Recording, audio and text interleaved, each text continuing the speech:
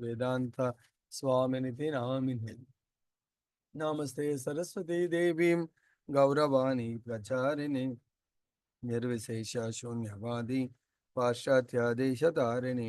జయ శ్రీకృష్ణ చైతన్య ప్రభు నిత్యానంద శ్రీ అద్వైత గదాధర శ్రీవాసది గౌరభక్త వృంద. Hare Krishna Krishna Krishna Hare Hare, Hare Rama Rama Rama Hare Hare. So ఇక్కడ ఈరోజు మనం తెలుసుకోవాల్సింది ఏంటంటే భగవంతుడి యొక్క అవతరణకు కారణం. ఇక్కడ కూడా భగవంతుడి యొక్క త్రిమూర్తులను కూడా, సో కొన్ని సందర్భాల్లో భగవాన్ శివ భగవాన్ అని కూడా అంటారు, లేకపోతే బ్రహ్మని కూడా. సో ఈయన ఏం కోరుకున్నాడో ఆ విధంగా భగవంతుని, తర్వాత బ్రహ్మని, శివుణ్ణి కూడా జగదీశ్వర అంటే కొన్ని సందర్భాల్లో మనం అంటే భగవాన్ అనొచ్చు, కానీ ముగ్గురిని కూడా ఎందుకు జగదీశ్వర అని కొన్ని సందర్భాల్లో సంబోధిస్తున్నారు అది కూడా మనకు బోధించారు. అంటే భగవద్ అవతరణ, భగవద్ అంశావతరణ. నిన్న మనము భాగవతంలో తెలుసుకున్నాము. నిన్న టైటిల్లో మనము ఏం తెలుసుకున్నాం? ముఖ్యంగా భగవంతుడి యొక్క స్వాంశ విభిన్న అంశముల, స్వాంశ అవతరణ విభిన్న అంశముల జన్మ గురించి మనం తెలుసుకున్నాము. సో కాబట్టి ఈ స్వాంశ అవతరణ భగవంతుడు దేని కొరకు వస్తారు అనేది మనకు శ్రీమద్ భగవద్గీతలో చెప్పారు. 4వ అధ్యాయము 7, 8 శ్లోకాల్లో 9వ శ్లోకంలో ఈ భగవత్ అవతరణ గురించి తెలుసుకోవడం వల్ల మనకు లాభం ఏంటి అనేది భగవంతుడు అక్కడ బోధించాడు.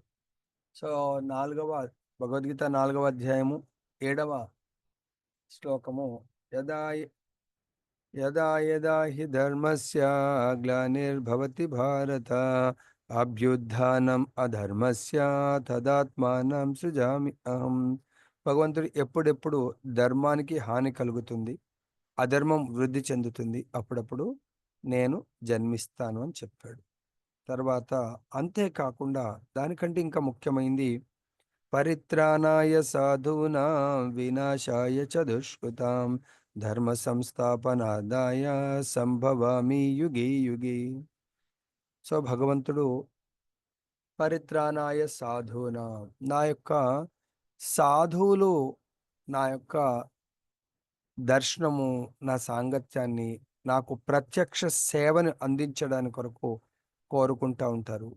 ఎందుకు? పాపం వాళ్ళు నేను చెయ్యవలసినటువంటి కార్యం ఏదైతే పరిత్రాణాయ యదా యదా హి ధర్మస్య, సో ఈ ధర్మాన్ని వాళ్ళు కంటిన్యూ చేయడానికి కొరకు, ధర్మం యొక్క ప్రచారం కొరకు, ధర్మాన్ని పాటించి వాళ్ళు భగవద్ధాం పంపించడానికి కొరకే వాళ్ళు ఈ ప్రపంచానికి వస్తారు. కానీ అధర్మ పరులు, దుష్ట దుర్మార్గులు ఇటువంటి సాధువుల్ని చాలా హింసలకు గురి చేస్తున్నప్పుడు, ఇబ్బందులు పెడుతున్నప్పుడు భగవంతుడు అటువంటి దుష్ట దుర్మార్గులను సంవరించి సాధువులకు ఆనందాన్ని కలిగించి సాధువుల యొక్క ధర్మ ప్రచారానికి ఎటువంటి ఇబ్బంది కలగకుండా, ప్లస్ వాళ్లకు భగవంతుడు స్వయం సాంగత్యాన్ని ఇవ్వడానికి ఆయన అవతరిస్తారు.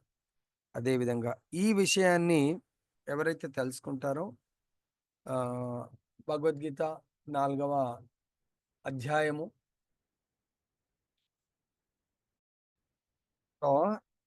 సో దీని ద్వారా విన్నది ఏంటంటే, మనము కేవలం చాలా సులభమైన మార్గాన్ని భగవంతుడు ఇచ్చాడు, భగవంతుడి జన్మ కర్మల గురించి తెలుసుకోవడం. ఇప్పుడు ఈ శ్లోకంలో భగవంతుడు, ఇది విదురుడు మైత్రేయుడు వాళ్ళిద్దరి యొక్క సంభాషణ.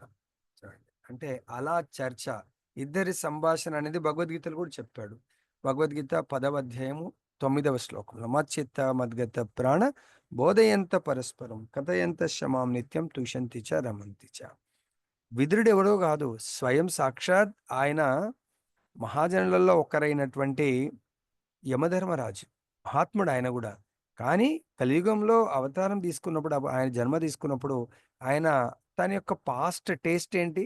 నిత్యం నరకలోకాలకి అధిపతి అయినటువంటి యమధర్మరాజు నిత్యం భాగవత్ శ్రవణం చేయాలి. కాబట్టి ఇక్కడ కూడా ఉత్తమ భక్తుల ద్వారా శ్రవణం చేస్తున్నాడు. ఉత్తమ భక్తుడు ఎవరు? మైత్రేయుడు. ఆయనకు అడుగుతున్నారు, "ఓ గురుదేవా! సమస్త జగత్తుకు సృష్టి, స్థితి, లయకారకులైన బ్రహ్మదేవుడు, విష్ణువు, శివుడు ఏ రీతి అత్రిముని ఇంట సంతానంగా జన్మించారు. సో, అది ఏ మహత్ ప్రయోజనము దాన్ని నాకు తెలియపరచండి" అని ఆయన తన జిజ్ఞాసను వ్యక్తపరిచారు. అప్పుడు మైత్రేయుడు ఆయన యొక్క అంటే మనకు గూడా ఆ విధమైనటువంటి జిజ్ఞాస ఉండాలా? సో, దయచేసి మీరు పని చేసుకుంటున్నా ఎప్పుడన్నా అడిగినప్పుడు అంటే మనం కొన్నిసార్లు ప్రభుజీ వినలేదు అనేది మాత్రం రాకుండా జూసుకోండి.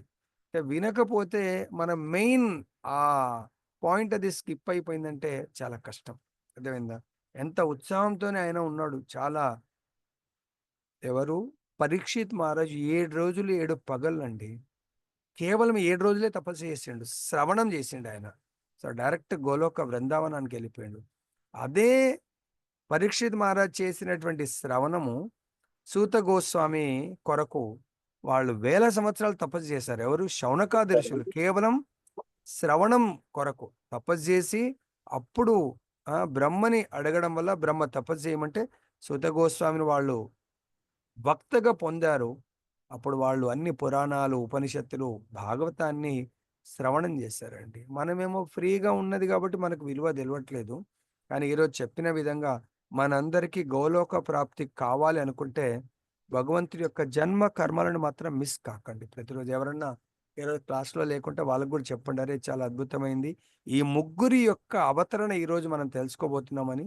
పర్వాలేదు ఇప్పుడైనా ఒక మెసేజ్ ఆర్ కాల్ చూడండి. ట్రై చేయండి. అప్పుడు మైత్రేయ ఉవాచ మైత్రేయుడు చెప్తున్నాడు, అనసూయను వివాహమాడిన పిమ్మట అత్రి మునిని అంటే ఎలాగైతే కర్దమముని వివాహానికి ముందే 10,000 సంవత్సరాలు తపస్సు చేస్తాడు. అంటే బ్రహ్మచర్యంలో బ్రహ్మచారిగా ఉన్నప్పుడు. ఆల్రెడీ ఇంతకుముందు కూడా చెప్పాను. మనమైతే ఎట్లాగో బ్రహ్మచారి కాదు గృహస్థ. మనం గృహస్థ అంటే కూడా గృహస్థ ఆశ్రమంలో ఉన్నాము. గృహమేదిలో లేము. ఆశ్రమం అన్నప్పుడే మన ఇంట్లో కూడా తపస్సు జరగాల. ఎటువంటి తపస్సు జరగాల? అట్‌లీస్ట్ మన ఇంట్లో ఉంటూ శ్రవణం, కీర్తనం అనే తపస్సు చేయండి. ప్రతిరోజు ఆ భగవంతుడి యొక్క కథా అమృతాన్ని ఆస్వాదించండి. సముద్ర మంథనం కొరకు చాలా కష్టపడ్డారు. ఆలాహలం వచ్చింది. సో, మన ఇంట్లో అయితే ఆలాహలం రాదు. మన ఇంట్లో సముద్ర మంథనం జరగదు. కాకపోతే సముద్ర మంథనం ఎలా కష్టమో మన ఇంట్లో కూడా సాంసారిక జీవితంలో భార్యాభర్తలు, అత్తామామలు, పిల్లలు ఇంకెవరో ఉంటారు. వాళ్ళ యొక్క ఎన్నో పనులు అది గూడా ఒక సంసార సాగర మథనం లాగానే జరుగుతుంది. సో, కానీ అక్కడ మొట్టమొదటిగా లక్ష్మీదేవి గురించి ఎలా జరిగిందో, మనం ఇక్కడ ఈ సంసార జీవితంలో భగవత్ కథామృతము ద్వారా మీరు అమృతాన్ని పొందొచ్చు రోజు కూడా. సో, కాబట్టి ఇక్కడ మ్యారేజ్ కంటే ముందు మన పిల్లల బాధ్యత అని మనం అనుకుంటున్నాం. సరే పెద్దగా అయిపోయిన్రు. సో, వాళ్ళకి గూడా కొన్ని రోజులన్నా ప్రభుజీ మా అబ్బాయికి మంచి అమ్మాయొస్తదా? మా అమ్మాయికి మంచి అబ్బాయొస్తాడా? భగవంతుడు దెలుచుకుంటూ వస్తాడు. కానీ మన ప్రారబ్ధ కర్మని బట్టి అబ్బాయొస్తాడు, అమ్మాయొస్తుంది. ఆ ప్రారబ్ధ కర్మని అనుభవించే అంటే శక్తిని, జ్ఞానాన్ని అంటే ఈ సంసార సాగరాన్ని ఈ ప్రారబ్ధ కర్మ ఎదురుగాలన్నట్టు. మనం ఏదన్నా నదిలో స్విమ్మింగ్ చేస్తా ఉంటే ఆపోజిట్ డైరెక్షన్‌లో గాలొస్తే ఎంత గజ ఈతగాడికైనా ఎంత కష్టమో, సో, ఈ ప్రారబ్ధ కర్మలు అలా మనకు ముందుకు వెళ్ళకుండా ఎన్నో కష్టాలను, ఇబ్బందులు పెడతా ఉంటాయి. కానీ ఎవరైతే భగవత్ కథామృతాన్ని ఆస్వాదిస్తారో వాళ్ళకు ఆపోజిట్ డైరెక్షన్ గాదు, సేమ్ డైరెక్షన్‌లో చాలా గాలి ఒస్తా ఉంటది. ఇలా పడుకుంటే చాలు అలా వెళ్ళిపోయేటట్టుగా భగవంతుడు స్విమ్మింగ్ అయితే జేయాల. సో, చాలా సులభంగా చేసే శక్తిని భగవంతుడు మనకు ప్రసాదిస్తాడు. కాబట్టి ఇక్కడ ఏం జేస్తున్నాడు? అనసూయని వివాహమాడిన పిమ్మట ఆయనేం హనీమూన్ వెళ్ళలేదాయన. అర్థమైందా? మన పిల్లల్ని ముందే బుక్ చేస్తాం. నాన్న మన పరపతి ఇది గదా! ఫారిన్ కంట్రీ పోతావా? ఫారిన్ కంట్రీ వెళ్తే ఏ కంట్రీ సెలెక్ట్ చేసుకో. మన ట్రావెల్ ఏజెంట్ ఉన్నాడు గదా! బుక్ చేస్తాం. లేదు మనది ఇండియా లెవెల్‌లోనే. సో, మరి మీకు ఎంజాయ్ జేయడానికి అది కాదండి. ఇక్కడేమంటాడు?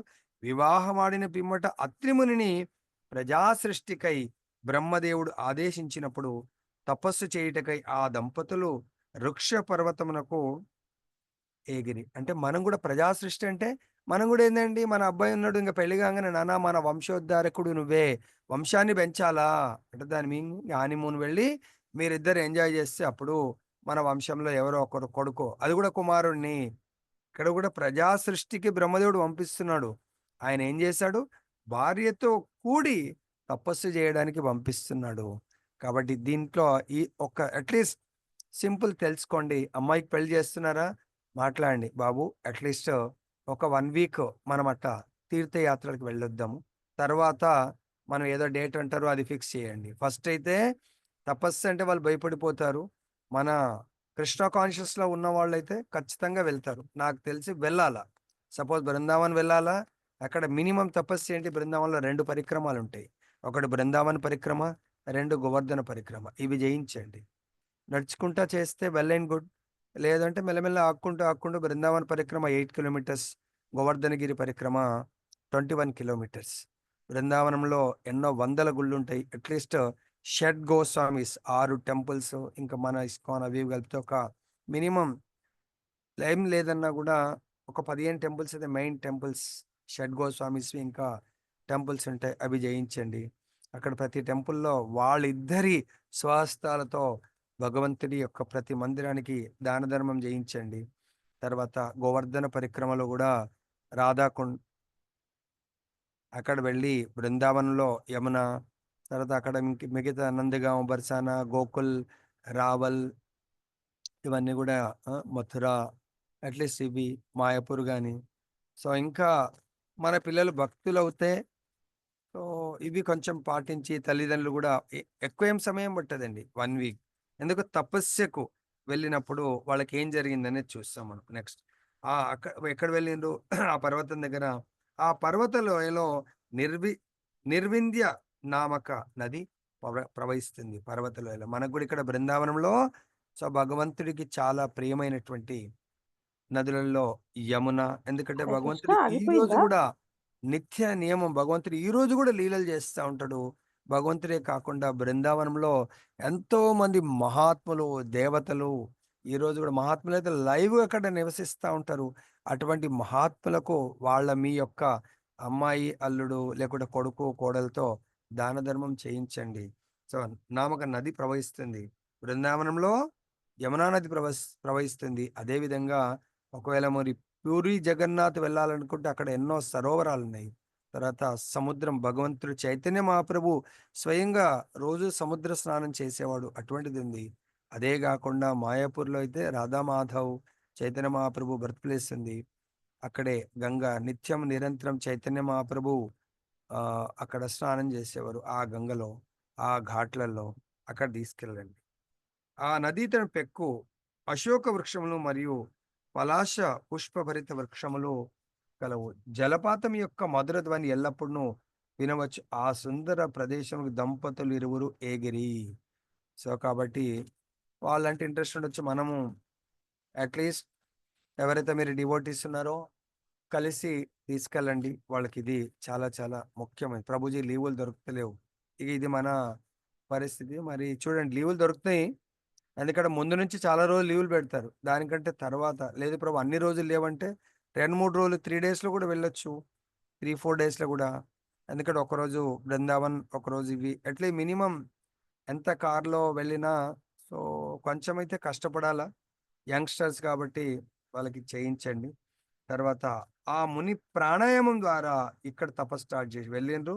ప్రాణాయామం ద్వారా మనసును ఏకాగ్రపరచెను. మనకు ఈ ధ్యాన యోగం గాకుండా మనం ఏం జేయించొచ్చు? మీ అల్లుడు గారన్నా, కోడలు కన్నా ముందు కండిషన్ అప్లై జేయండి. 10 నిమిషాలు మీరు ధ్యానం జేయాలా. ఏంది? భగవంతుడి యొక్క హరే కృష్ణ మహామంత్రం ద్వారా ధ్యానము. మాల ఇప్పించండి. ఎవరితోనైనా మ్యారేజ్‌కి ముందే వీలవుతే ఆ మాలతో ఏం లేదండి. ఎటువంటి నియమాలు లేవు. ఎటువంటి ఇవి లేవు. కండిషన్స్ ఈ మాల జపం జెయ్యండి ఒక 10 నిమిషాలు. వీలైతే భాగవతం చెప్తుంది. ధ్యానం గాకున్నా వాళ్ళని తీసుకెళ్ళి ఆ నామజపం ఇది మీకు ఈ విధంగా ఉత్తమ రిజల్ట్ ఒస్తది. పెళ్లి జేసుకున్నారు దేనికి? ఖచ్చితంగా పెళ్లి తర్వాత ఒకటో, రెండో, 4 సంవత్సరాల తర్వాత వంశోద్ధారకుడిని కనడానికి కొరకు. మరి ఆ వంశోద్ధారకుడంటే మిమ్మల్ని, మీ తల్లిదండ్రులని, తాత ముత్తాతల్ని గూడా ఉద్ధరించేటువంటి మహాభక్తుడు మన వంశంలో జన్మించాలంటే ఈ విధంగా తపస్సు చేయాల. సో, మనం ఆ ధ్యానము, తపస్సు జేయకున్నా హరినామ సంకీర్తన యజ్ఞము, హరినామ జపాయజ్ఞము, హరి కథామృతము, హరి ప్రసాదామృతము, హరివాసమైనటువంటి తీర్థక్షేత్రాలకు తీసుకెళ్ళండి. ఆ రీతిని సమస్త ఆసక్తిని నిగ్రహించి సమస్త ఆసక్తులు పెళ్ళైన కొత్తలో ఏముంటది? భార్య పట్ల ఆసక్తి ఉంటది. భార్యతో కలిసి భోగించాలని ఉంటది. కానీ ఆసక్తిని నిగ్రహించి ఇంకా వాయుభక్షణము భార్య అనంగానే మంచి మంచి వంటలు ఏదో చేస్తారు. లేకుంటే అమ్మ ఆమెకు గూడా ఎందుకు కష్టం అని జెప్పేసి మంచి రెస్టారెంట్‌లలో ప్రభుజీ జైన్ ఉంది ప్రభుజీ. లేకుంటే వాళ్ళ లెవెల్‌కి దగ్గర పెద్ద రెస్టారెంట్‌లలో పోయి తినడానికి ప్రయత్నం జేస్తారు. అది కాదు. ఆయన ఏం జేస్తాడు కేవలం కొత్తగా పెళ్ళైన రోజుల్లోనే వాయుభక్ష ఎట్లయితే ధ్రువ మహారాజు మొదటి నెల, రెండవ నెల, మూడవ నెల, మొదటి నెల కందమూలాలు, పండ్లు, రెండవ నెల ఆకులు, అలములు, మూడవ నెల ఎండుటాకులు, ఎండుగడ్డి, నాలుగవ నెల వాటర్‌తో, ఐదవ నెల వాయు భక్షణము, ఆరవ నెల వాయువును గూడా నిగ్రహించాడు ధ్రువ మహారాజు. ఇప్పుడు స్వయం భగవత్ సాక్షాత్కారం దొరికింది. ఇక్కడ అత్రి ముని గూడా వాయు భక్షణం చేయుచు అది గూడా ఒంటి కాలుపై అతడు 100 సంవత్సరముల కాలము తపస్సు చేశాడండి అత్రిముని. అదే ధ్రువ మహారాజ్ కేవలం 6 నెలలు అంటే 180 రోజుల్లో భగవత్ ప్రాప్తి దొరికింది. 5 సంవత్సరాల బాలుడు. కాబట్టి కలియుగంలో అట్‌లీస్ట్ కలియుగంలో మీరొక వారం రోజులు తపస్సు హాయిగా కలిసి వెళ్లి తీర్థక్షేత్రాలకు దర్శనం చేయించండి. వాటి యొక్క కథా అమృతాన్ని వినిపించండి. ఆ వారం రోజులు మంచిగా జపం చేయించండి. తప్పకుండా మీ అల్లుడు గారు గాని, మీ కోడలు తప్పకుండా మంచి కాన్షియస్‌తో వాళ్ళ యొక్క గృహస్థ జీవితాన్ని ప్రారంభిస్తారు. అరే ప్రభుజీ మా అమ్మాయిది పెళ్లయిపోయింది ముందు చెప్పొద్దా అంటే, ముందు కథామృతం చెప్తున్నా వింటే గదా! మీరు వినాలా? మీ హస్బెండ్ వినాలా? పిల్లలు వింటారు. మన ఇంట్లో మన హస్బెండు లేకుంటే హస్బెండ్ ఇంటే వైఫ్ వినకపోతే ఇటువంటిది రాదు. వాళ్ళ వల్ల మనకు ఎన్నో కష్టాలు. మన ప్రారబ్ధ కర్మల్ని గూడా భగవంతుడు తొలగించడానికి అంటే సులభం జేయడానికి రెడీగా ఉన్నాడు. మరి మనము సులభం చేసుకోవడానికి రెడీగా లేకపోతే మన దురదృష్టం. తర్వాత చెప్తున్నారు ఆయనింక ఆ తపస్సు యొక్క పర్పస్. ఆయన ఎందుకు తపస్సు జేస్తున్నాడు? వంశోద్ధారకుడు అంటే తన మ్యారేజ్ పర్పస్. ఇంక మ్యారేజే గాకపోతే డైరెక్ట్ భగవంతుడి యొక్క నిత్య సేవ జేసుకుంటూ హ్యాపీగా గడపొచ్చు. మ్యారేజ్ జేసుకున్నప్పుడు ఖచ్చితంగా ప్రతి ఒక్కరు సంతానాన్ని కోరుకుంటా ఉంటారు. ఎటువంటి సంతానాన్ని ఆయన కోరుకుంటున్నాడు? ఎవ్వరిని అంటే ఎవరిని నేను ఆశ్రయించితినో ఆ జగన్నాథుడు దయతో తన వంటి పుత్రుని నాకొసవుగాక అని అతడు చింతపడదొడిగెను. కాబట్టి అతను కోరుకుంటుండు. భార్య రాంగానే ఇంకేంది మనం ఆ! హనీమూన్ వెళ్తే ఎట్లాగో పిల్లలు పుడతారు గాదు.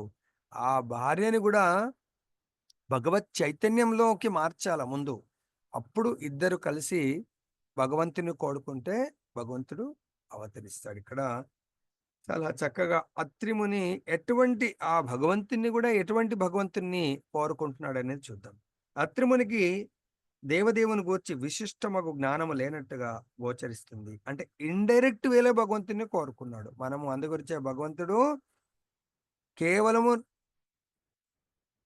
భగవద్గీతలో మనకు 9వ అధ్యాయం 34 గాని, 18వ అధ్యాయము 65వ శ్లోకంలో గాని భగవంతుడు నేనే భగవంతుణ్ణి నన్ను కోరుకోండి అని స్పెషల్‌గా స్ట్రెస్ చేసి చాలా చెప్తున్నారు. నన్ను కాకుండా మీరు ఎవరన్నా కోరుకుంటే మీరు ఆప్షన్ ఎట్లయితే మనకు ఎంసెట్ గాని, జేఈఈ మెయిన్స్ గాని, నీట్ గాని కాంపిటీటివ్ ఎగ్జామ్స్ రాసి ఏదైనా మనం ఈవెన్ జాబ్స్ కూడా ట్రాన్స్‌ఫర్స్ పోస్టింగ్స్ అప్పుడు కౌన్సెలింగ్ అంటే దాన్నేమంటారు? వెబ్ కౌన్సెలింగ్ దాంట్లో కూడా పోస్ట్ చేస్తే అదే మనకొచ్చినట్టుగా మనం కోరేటప్పుడు చాలా జాగ్రత్తగా ఉండాల. అర్థమైందా? ఎవ్వని నుండి సమస్తం ఉద్భవించునో, ఎవడు ఈ జగమును పోషించునో, విలయాంతరము ఎవ్వని యందు సమస్త జగత్తు పదిలపరపబడునో, అట్టి సృష్టికర్తయగు దేవదేవుడు ఒకడు కలడని వేదపరమగు సమాచారమును అతడెరిగి ఉండవచ్చు. సో, ఆయన భక్తుడు కాబట్టి ఈ యొక్క సృష్టి ఎలా సృష్టింపబడుతుంది? పోషణ ఎలా చేయబడుతుంది? లయము ఎలా కలుగుతుందని అతనికి ఐడియా ఉంది. అదేంటంటే, యతో వా ఇమాని భూతాని తైత్తరీయ ఉపనిషత్తు 3.1.1 ఇటువంటి వేద మంత్రములు దేవదేవుని గూర్చిన సమాచారం మనకు అందిస్తున్నవి. అత్రి ముని అటువంటి భగవంతుడి పైననే మనస్సును కేంద్రీకరించాడు. అంటే ఇక్కడ ఈజీగా తెలుస్తుంది. విష్ణువు గురించి తపస్సు చేస్తాడు. విష్ణువు యొక్క కార్యముల గురించి ముఖ్యంగా తపస్సు చేస్తున్నాడు. ఏ ఏ విష్ణువు గురించి? భగవంతుడు ఏదైతే గుణావతారం ముఖ్యంగా. అంటే ఈ భౌతిక సృష్టిలో ఈ 3 కార్యాలు ఎవరు చేస్తారు? సృష్టి కార్యాన్ని రజోగుణ అవతారము, తర్వాత పరిపాలనా కార్యాన్ని సత్వగుణ కార్యము, హ్మ్, అవతారము, తర్వాత తమోగుణం లయం అంటే దాన్ని నశింపజేయటం, అది తమోగుణం. వీటి గురించి ఆయన ఐడియా ఉంది. ఆయన తపస్సు చేశాడు. భగవానునితో సమానమైన పుత్రిని ఆయన అర్థించాడు. ఎవరు? అత్రిముని. అటువంటి ఆ విధమైన భక్తి సైతము భగవద్గీత యందు మనకు, అంటే మన కోరికలకు ఎటువంటి కోరికతో మనం భగవంతుని భక్తి చేస్తే ఆ కోరికలను భగవంతుడు నెరవేరుస్తాడు. దానికి మనకు భగవద్గీతలో 4 రకాలైనటువంటి పుణ్యాత్ములు ఉన్నారని మనకు తెలుసు. 4 రకాలైనటువంటి. Thank you Madhavi.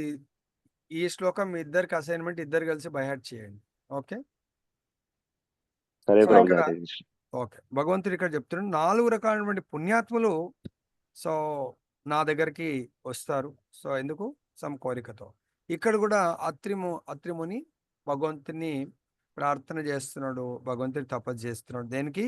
సంతానాన్ని కోరుకొని. కాబట్టి మనందరం కూడా ఏదో కోవలకి చెందినామా లేదా చూడండి. మనం కూడా ఆర్తుడంటే ఆపదలో ఉన్నవాడు, అర్ధార్థి అంటే ధనాన్ని సంపత్తిని కోరుకునేవాడు, జిజ్ఞాసు అంటే మొదటి శ్లోకంలోనే విదురుడు భగవంతుడిని తెలుసుకోవాలనుకున్నాడు, జ్ఞాని అంటే జ్ఞానం ఉన్నవాడు. సో ఇక్కడ భౌతికమైన కోరికను కలిగి ఉన్న కారణం అతడు విశుద్ధ భక్తుడు కాజాలడు. భౌతికమైనటువంటి కోరిక, సంతానాన్ని కోరుకున్నాడు. సో కాబట్టి అతను విశుద్ధ భక్తుడు కాలేడు అని చెప్పేసి చెప్తున్నారు. అంటే విశుద్ధ భక్తులకి దీన్ని బట్టి ఏముండాలి? ఎటువంటి కోరికలు ఉండొద్దు. సో కోరికలు ఉండొద్దు అంటే కేవలం భగవంతుణ్ణి సేవించడము అనే కోరిక పెట్టుకోవచ్చు. భగవంతుడా, జన్మ జన్మలకు నా ధనం నా జనం నా సుందరీం కవితాం వా జగదీశ కామయే మమ జన్మని జన్మనీశ్వరే భవతాద్ భక్తి రహిత గీతే. ప్రభు, నాకు నా ధనం వద్దు, జనం వద్దు, నాకు మంచి మంచి అమ్మాయిలు వద్దు, ఎవ్వరు వద్దు. నాకు కేవలము నాకు కావలసింది జన్మ జన్మలకు నీ యొక్క శుద్ధ భక్తి, విశుద్ధ భక్తిని ప్రసాదించండి. నేను గోలోకంలో ఉన్నా పర్వాలేదు, భూలోకంలో ఉన్నా పర్వాలేదు, ఎటువంటి జన్మ వచ్చినా పర్వాలేదు, నీ భక్తిని మాత్రం చెయ్యాలి, దాన్ని మాత్రం నాకు దూరం చేయకండి. భగవంతుని వంటి పుత్రునే కోరి ఉన్నను, అతని కోరిక భౌతికమైన. ఏలైన అతడు భగవాను వంటి పుత్రునే కోరిన గాని భగవానుని కాదు. భగవంతుడు వంటి, చూడండి ఇక్కడ డిఫరెన్స్. భగవంతుని కోరుకోవడము ఆధ్యాత్మికము, భగవంతుడు వంటి పుత్రుని కోరుకోవడము భౌతికం అని చెప్పేసి అంటున్నారు. అంటే అది కంప్లీట్ భౌతికమని కాదు, బట్ ఇఫ్ అంత డీపర్గా మనం చర్చించినప్పుడు సంతానం ఇవ్వాలా వద్దా అనేది భగవంతుడి ఇష్టం. అర్థమైందా? సో అప్పుడు అందుగురించి కర్దవముని కూడా, అరే నేను ఎందుకు కోరుకున్నాను, ఇంకా నాకు ఇప్పుడు ఏమీ కోరికలు లేవు అంటాడు. సో మన కోరిక అనేది నిత్య నిరంతరం భగవంతుని సేవిస్తే సరిపోతుంది. ఒకవేళ అతడు భగవానునే పుత్రునిగా కోరి ఉన్నచో సమస్త భౌతిక కోరికల నుండి పూర్తిగా విడివడి ఉండేవాడు. భగవానుని లాంటి పుత్రుడు అన్నాడు కానీ భగవంతుని పుత్రుడిగా. అదే మీరు ఆ దేవకి వసుదేవులు భగవంతుడినే పుత్రుడిగా కోరుకున్నారు. తర్వాత నందబాబా యశోదమయ్యి భగవంతునే పుత్రుడిగా కోరుకున్నారు. తర్వాత పరతత్వంనే అతడు కోరిన వాడగుట దానికి కారణం. కానీ భగవంతుని వంటి పుత్రుని కోరిన గనుక అతని కోరిక భౌతికమయ్యను. కనుకనే అత్రిమునిని విశుద్ధ భక్తుల కోవలోకి చేర్చలేమని భాగవతం చెప్తుంది. నెక్స్ట్, ఆ కఠోరమైనటువంటి తపస్సునందు అత్రిముని నెలకొన్నప్పుడు ఏ విధంగా చేశాడు? ప్రాణాయామం. ఇదైతే మిగతా అన్ని ఇంకా గాలి ద్వారానే చేస్తున్నాడు. ప్రాణాయామం వల్ల అతని శిరస్సు నుండి మొత్తం అగ్ని ప్రజ్వలిత ఉంది. సో ఆ అగ్ని రావడాన్ని, ఆ దృశ్యాన్ని ముల్లోకాల్లో ఉన్నటువంటి వివిధ దేవతలు కూడా చూడడం జరిగింది. దాని ద్వారా ఈవెన్ బ్రహ్మ, రుద్రాది దేవతలు కూడా ఆ విషయాన్ని, అంటే ఆయన యొక్క తపస్సు యొక్క ఫలితాన్ని చూస్తా ఎంత కఠోరమైనటువంటి తపస్సు చేస్తున్నారో అది చూడడం జరిగింది. అత్రిముని ప్రాణాయామం ద్వారా పరమాత్మనిపై, అంటే జగదీశ్వరుడు పరమాత్మపై ధ్యానము నిలిపెను. ధ్యానయోగి ధ్యానం చేస్తా ఉన్నాడు. ఇది కలియుగంలో సంభవమా? సంభవం కాదు. ఇట్ ఈస్ ఇంపాసిబుల్ అలా చేయడం అనేది.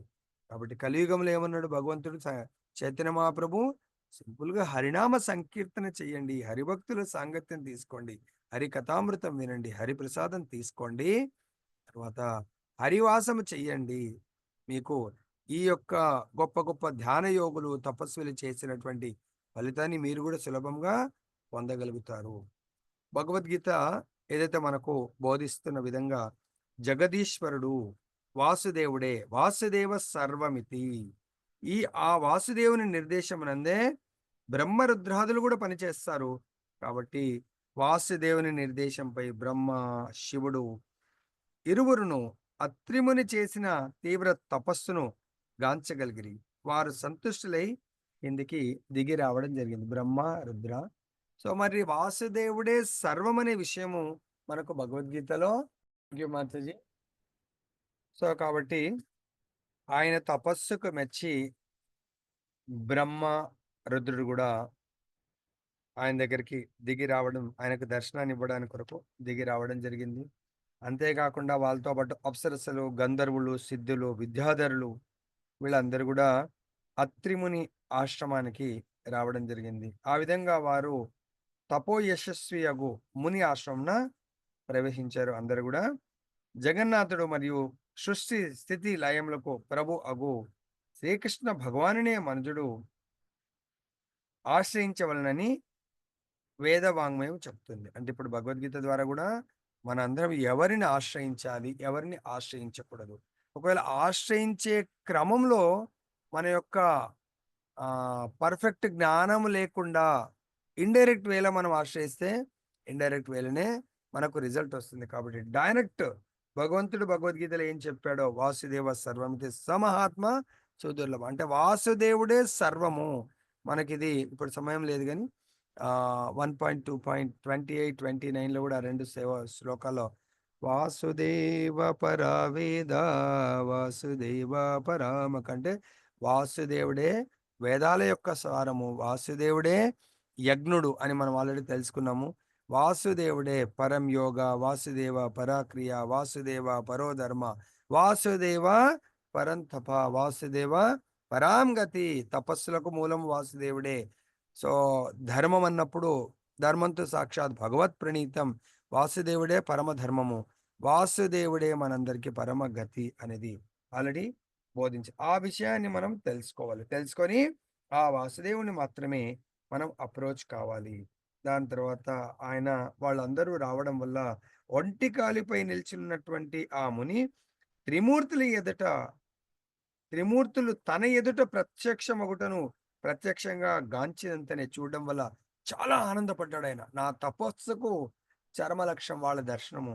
సో వాళ్ళ దర్శనం దొరకంగానే ఆయన చాలా సంతోషపడుతూ వాళ్ళ దగ్గరికి ఏకపాదమున ఒకే కాలుతో ఆయన వచ్చి వాళ్ళని సమీపించాడు. వాళ్ళు ఏ విధంగా వచ్చారు త్రిమూర్తులు? వృషభము, హంస వాళ్ళ యొక్క ఆ వాహనాల మీద వచ్చారు. వృషభము, హంస, వృషభమేమో శివుడి యొక్క, రుద్రుడి యొక్క వాహనము, హంస బ్రహ్మ యొక్క వాహనము, విష్ణువు యొక్క వాహనము గరుడ వాహనాలపై వాళ్ళందరూ రావడం జరిగింది. వాళ్ళ యొక్క వాహనాలు ప్లస్ వాళ్ళ చేతుల్లో హస్తములందు డమరుకము, శివుడి యొక్క హస్తంలో డమరుకము, తర్వాత బ్రహ్మ కుశగ్రాసము, విష్ణువు చక్రాలను ధరించి ఆ అత్రిముని ఆశ్రమన ప్రత్యక్షమయ్యాడు. అప్పుడు దీంట్లో ఒక పదం చాలా అద్భుతమైంది, తెలుసుకోండి దయచేసి. చాలా మందికి పదాన్ని మనము స్పెషల్గా ఇస్కాన్ ఆర్ మన హరే కృష్ణ గౌడియ మన సాంప్రదాయంలో అలా మనము నమస్కారం అండి అని ఎందుకు అనమంటే, దండవత్ ప్రణామం అని ఎందుకు అంటామంటే, ఆ మాటతోనే మనం ఒక కర్రని ఇలా కింద పడేస్తే మొత్తం కంప్లీట్గా అది ఎలా పడిపోతుందో సాష్టాంగ ప్రణామం అన్నట్టు. అంటే మనం ఎవరైనా శుద్ధ భక్తులు లేకుంటే మన వైష్ణవులు ఎవరు కలిసినా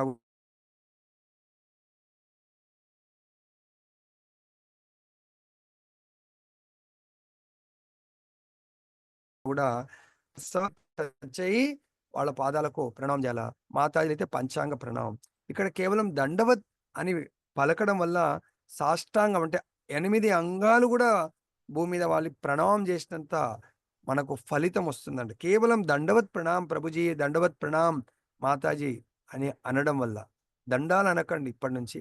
దండవత్, దండవత్ అనే పదాన్ని నేర్చుకోండి. లేకుంటే మళ్ళొకసారి చదవండి. అది అర్థమైందా అందరికీ?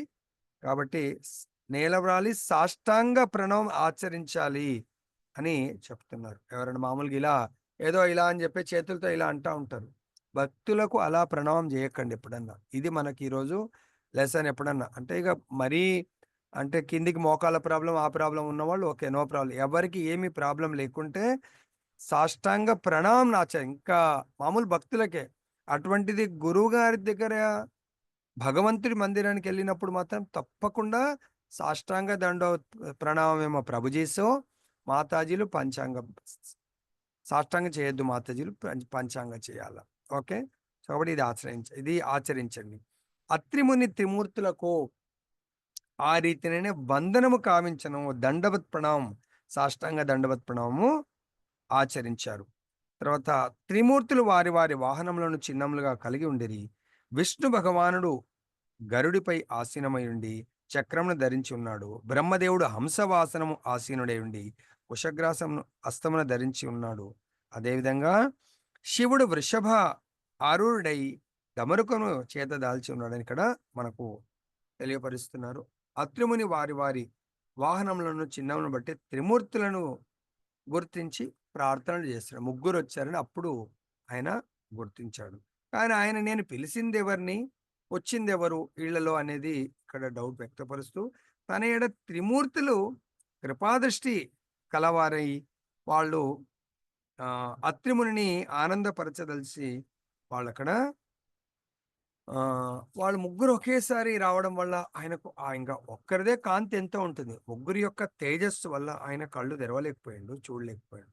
అయినా కూడా ఆయన వారి యొక్క కృప వల్ల సో మళ్ళీ నేత్రాలను ఓపెన్ చేయడానికి ప్రయత్నం చేస్తాడు. కానీ అతని చిత్తం అది వరకే, అంటే దానికంటే ముందే ఎంతో తపస్సు వల్ల ఆ త్రిమూర్తుల ఎడ ఆకర్షితమైంది కాబట్టి ఏదో విధంగా మొత్తానికి తిరిగి చైతన్యాన్ని, ఆ కాంతి చూడలేకపోయాడు. మళ్ళీ నిలదెక్కుని చైతన్యాన్ని పొంది ముఖలిత అస్తుడై మధుర వచనంతో లోకాధీశులను